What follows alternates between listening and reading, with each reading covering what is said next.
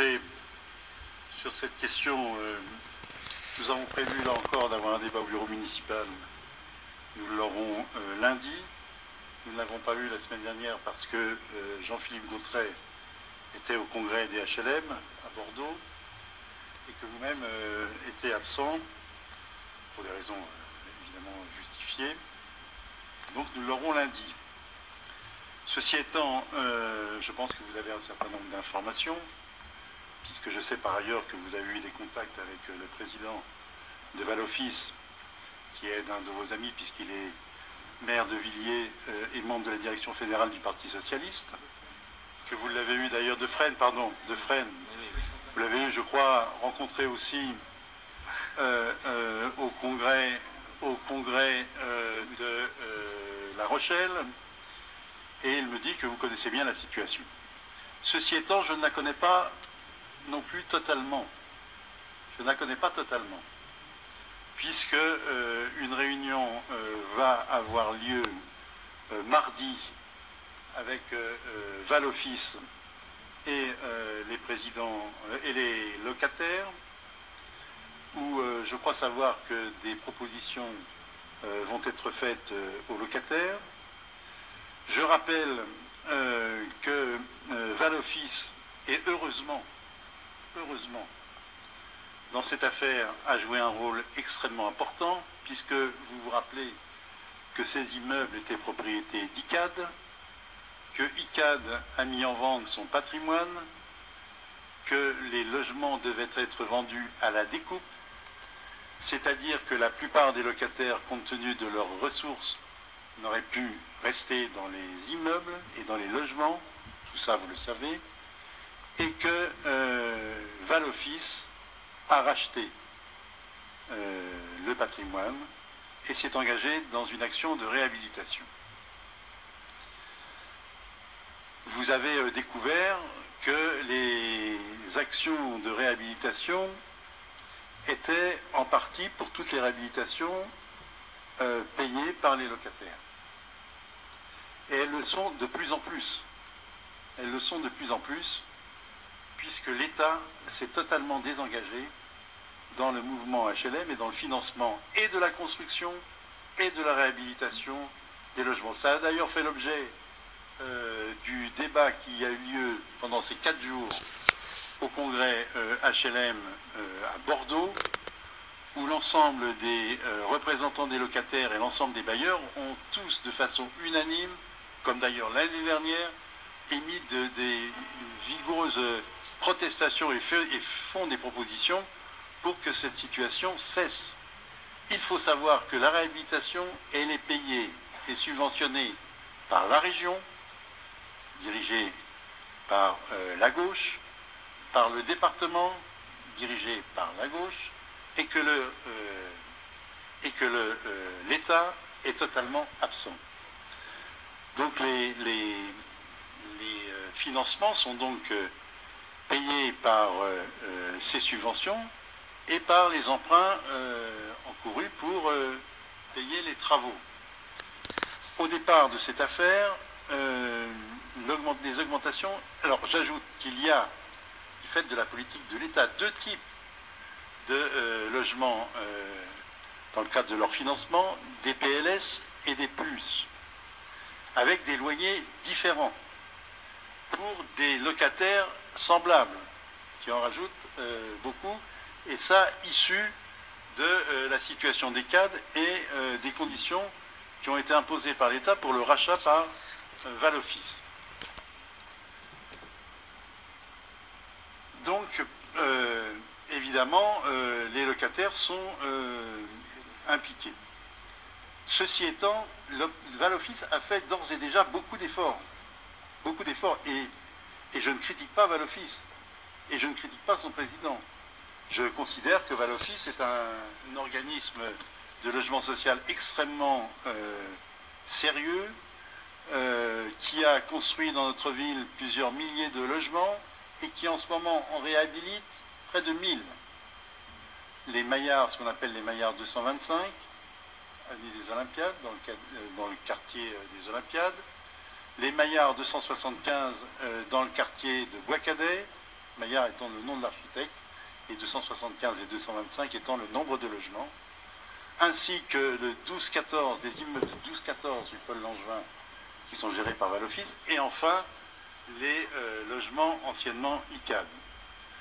Initialement, l'augmentation des loyers était de, je crois, aux alentours de, pour les plus impactés, puisque de 80 €, ce qui était évidemment inacceptable. Nous sommes arrivés, enfin Valoffice, parce que dans cette affaire, nous n'avons aucune responsabilité, nous aurons à garantir l'emprunt et nous ne l'avons pas encore sollicité, nous n'avons pas été sollicités. Et nous sommes, je pense, Valoffice est arrivé aujourd'hui à une augmentation pour un certain nombre de locataires, et j'ai demandé d'avoir des précisions à Valoffice, de au maximum 22 €. 22 €. C'est ce que, en tous les cas, nous dit les responsables de Valoffice. À vérifier, à vérifier. Mais c'est ce que nous disent les responsables de Valoffice. En sachant que, du fait des financements et des types de logements, environ 100 locataires n'auront pas d'augmentation et une partie non négligeable de ceux-ci verront une diminution. Pas de loyer, enfin si du loyer de la quittance, puisque les travaux auront pour conséquence de baisser le coût des charges, notamment liées à l'énergie, etc. Voilà où nous en sommes aujourd'hui. Nous aurons ce débat au bureau municipal. Valoffice est très impatient de démarrer la réhabilitation. Pourquoi? Parce que les appels d'offres ont été lancés. Ils pensent que s'ils prennent du retard, évidemment, les travaux seront retardés. Et si les travaux sont retardés, évidemment, les coûts des travaux augmenteront. Et in fine, les locataires verront leur loyer plus important par les quittances qui seront que les locataires paieront. J'ajoute que ces augmentations auront lieu si elles avaient lieu, et je n'abandonne pas l'idée qu'ensemble, la municipalité et les locataires, nous continuons à travailler avec Valoffice, et nous pensons d'ailleurs que c'est possible, notamment nous avons une discussion avec Thierry Faure sur la question des coûts du chauffage, que nous pouvons encore baisser le coût de l'énergie.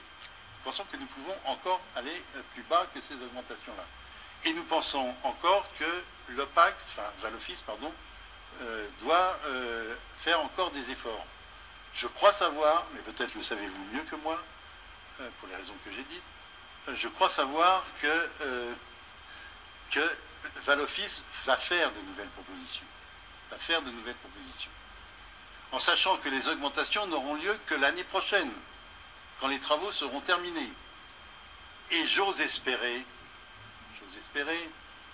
que dans le cadre d'une victoire de la gauche, aux prochaines élections présidentielles, une autre politique sera mise en œuvre en domaine du logement social, et qu'on pourra peut-être, tel que moi je le préconise, avec mes amis, aller vers un blocage des loyers et des charges, notamment dans le mouvement du logement social, et aller aussi, pourquoi pas, vers des crédits d'État pour les réhabilitations. Il faut des crédits d'État pour la réhabilitation. J'ajoute d'ailleurs que c'est des engagements que nous pourrions prendre, que la gauche pourrait prendre sur le logement social, mais comme elle pourrait les prendre sur l'école, comme elle pourrait les prendre sur le service public des transports, comme elle pourrait les prendre sur la santé, comme elle pourrait les prendre sur l'éducation, comme elle pourrait le prendre sur les services publics de la sécurité, parler de la police. Voilà, encore faut-il en avoir la volonté politique et travailler à une nouvelle répartition des ressources dans ce pays, et, puisqu'on vient d'en parler, des rôles des banques qui, de ce point de vue, de mon point de vue en tous les cas, peuvent jouer un rôle premier, notamment dans le financement du logement social. Voilà ce que je voulais dire ce soir. Nous aurons lundi soir un débat. Je souhaite que nous ayons des assurances dans ce sens de Valoffice. Je crois savoir que nous devrions, Valoffice doit faire encore une proposition qui vise à étaler encore l'augmentation. Peut-être que ça ne sera pas suffisant, mais si nous ne sommes pas convaincus du bien fondé des propositions de Valoffice, il n'y a pour moi aucune raison de ne pas le dire à Valoffice et de ne pas œuvrer à ce que la quittance soit encore moins lourde pour les locataires, voire, pourquoi pas, si c'est possible, nulle. Ceci dit, moi je ne fais pas de démagogie, il faut réhabiliter ces logements, sinon ils vont être très dégradés, ils le sont déjà, ils vont être encore plus dégradés, et au bout du compte, quand on fera la réhabilitation, c'est les locataires, s'il n'y a pas de changement dans le financement du logement social, qui paieront et qui paieront plus cher encore. Donc je suis pour avoir une position non démagogique, sérieuse, et de discussion sérieuse avec Valoffice, et de ce point de vue, je crois que Valoffice, qui est un bailleur social sérieux et qui n'est pas notre ennemi, et qui n'est pas l'ennemi des locataires, parce que heureusement qu'il y a des bailleurs sociaux, heureusement qu'il y a en France des logements sociaux qui sont d'ailleurs le fruit de l'histoire de notre pays et l'histoire du monde ouvrier, des coopératives, notamment des révolutions de 48 et autres, blanquistes, etc., qui ont créé des coopératives de construction de logements sociaux qui sont par essence ce que nous portons, en tous les cas, à gauche. Donc il y a pour moi vraiment de façon très objective, faire en sorte que la réhabilitation soit le moins chère possible pour les locataires, encore que déjà presque la moitié des locataires verront une baisse ou pas d'augmentation, il faut aller encore plus loin, mais il faut aussi faire la réhabilitation, je voulais dire faire la révolution, pourquoi pas, c'est un autre débat. Nous sommes pour une révolution pacifique et par la voie électorale, et citoyenne, mais c'est un autre débat de retravailler avec Valoffice si besoin est. En tous les cas, il y a mardi une réunion avec Valoffice. J'invite d'ailleurs les élus, notamment les élus du secteur qui le souhaitent, à y participer et à s'exprimer. Voilà ce que je souhaitais vous dire. Madame, on peut avoir le débat, Madame Abeille, mais je vous en prie parce que nous avons un ordre du jour très, très lourd. Et je crois que